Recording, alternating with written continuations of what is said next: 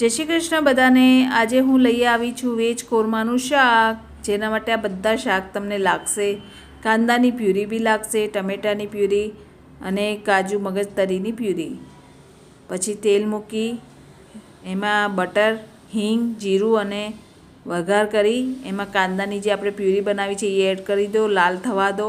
પછી એમાં ટમેટાની puree add કરી દો, કાજુ મગજ તરીની પ્યુરી એડ કરી દો। ત્યાં સુધી આપણે મસાલો રેડી કરીએ। દહીં, મરચું, હળદર, ધાણા જીરું, ગરમ મસાલો પછી બી એડ કરી દો।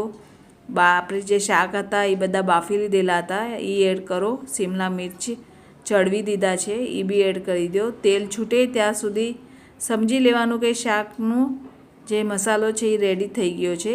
પછી એમાં પનીર એડ કરી દો। પછી મીઠું, એના વગર તો ચાલશે નહીં। કોથમીર આપણી પ્યારી અને એમાં કસૂરી મેથી એને જરા હાથેથી ક્રશ કરી અને એમાં એડ કરી દો। પછી આપણું શાક રેડી છે। ઉપર લીંબુ છાંટવું હોય તો બી છાંટી શકો છો।